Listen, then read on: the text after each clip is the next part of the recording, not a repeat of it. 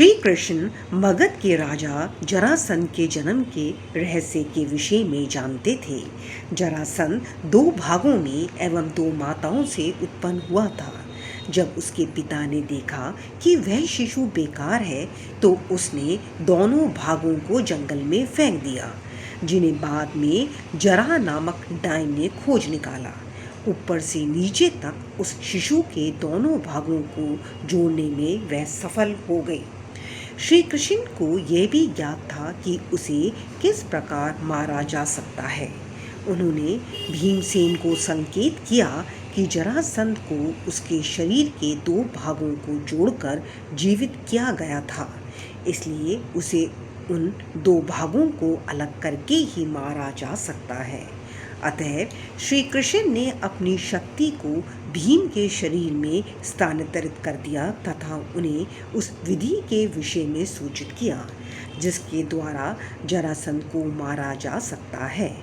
तुरंत श्री कृष्ण ने वृक्ष से एक टहनी तोड़ी और उसे हाथ में पकड़कर 2 हिस्से कर दिए।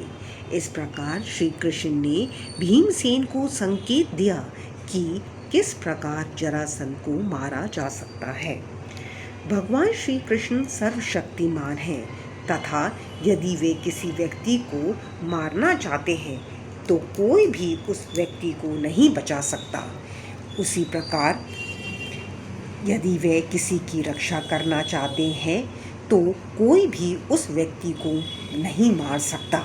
भगवान श्री कृष्ण के संकेतों के अनुसार भीमसेन ने तत्काल ही जरासंध के पैरों को पकड़ा तथा उसे धरती पर जोर से पटक दिया।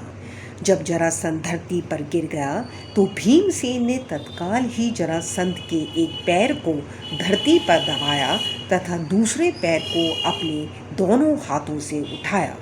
जरासंध को इस प्रकार पकड़कर उसने गुदा से लेकर सिर तक उसके शरीर के 2 टुकड़े कर दिए। जिस प्रकार हाथी एक वृक्ष की टहनियों के 2 टुकड़े करता है, उसी प्रकार भीमसेन ने जरासंध के शरीर के 2 भागों में अलग कर दिए।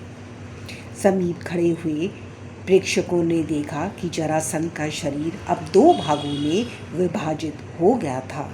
जैसे ही जरासंध की मृत्यु की समाचार की घोषणा हुई, वैसे ही मगध के सभी नागरिक हाय हाय करके चिल्लाने लगे, जबकि भगवान श्री कृष्ण एवं अर्जुन भीम को बधाई देने के लिए उनका आलिंगन करने लगे।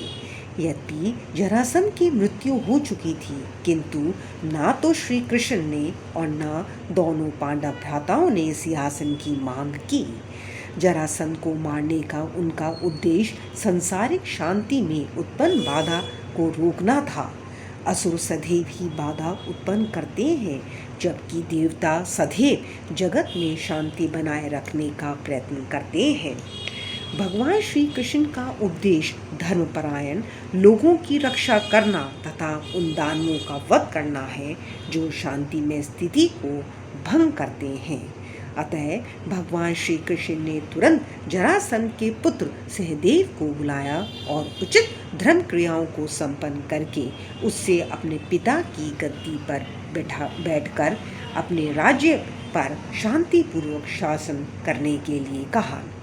भगवान श्री कृष्ण संपूर्ण सृष्टि के स्वामी हैं तथा वे चाहते हैं कि सभी सुखपूर्वक रहें और कृष्ण भावनामृत का पालन करें। सहदेव को सिंहासन पर बिठाने के पश्चात उन्होंने उन सभी राजाओं एवं राजकुमारों को मुक्त कर दिया जिन्हें जरासंध ने अकारण ही बंदी बनाकर रखा था। हरे कृष्णा।